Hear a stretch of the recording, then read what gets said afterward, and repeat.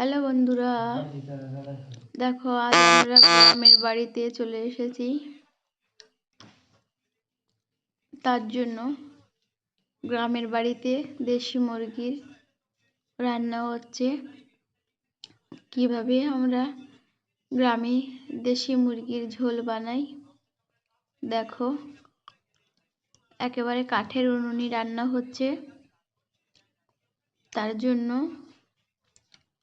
প্রথমে আলুটাকে ভেজে নেওয়া হচ্ছে। আলু ভাজা কমপ্লিট। আলু ভাজা হালকা হালকা আঁচে লবণ দিয়ে আলুগুলো ভেজে নেওয়া হচ্ছে। এরপরে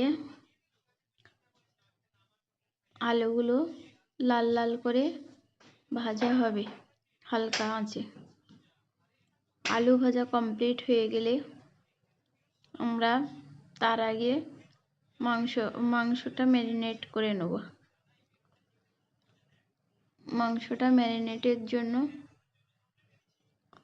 আমরা দিয়ে দিলাম হলুদ, আদা রসুন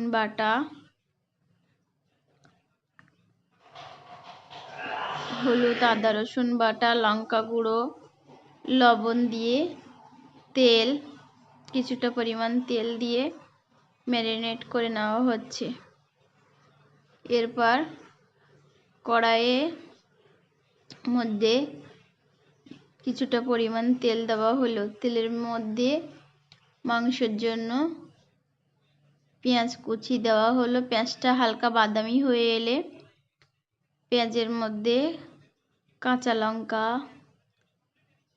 হলুদ গুঁড়ো সামান্য কালারের জন্য,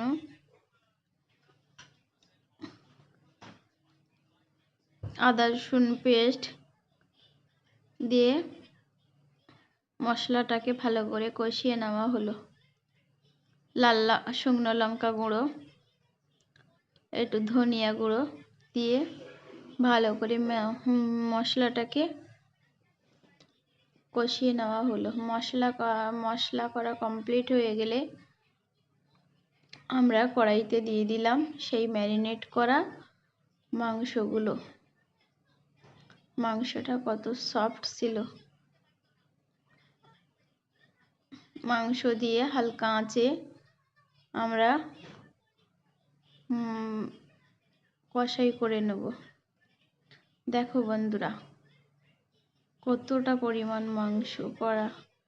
আমরা এই রান্না করব। এই হালকা হালকা করে মাংসটা হালকা আঁচে রান্না করতে হবে।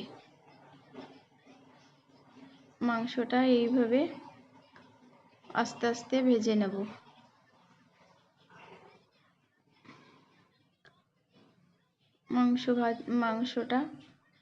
মাংস ম্যারিনেট করা মাংস হালকা হালকা করে ভাজা হচ্ছে।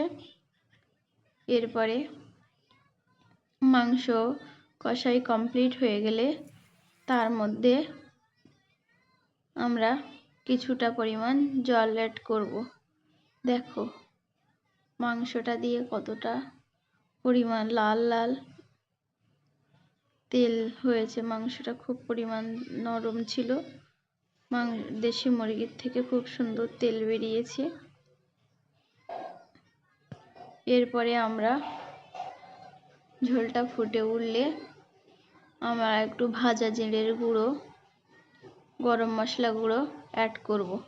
দেখো কত সফট মাংস কমপ্লিট হয়ে গেছে।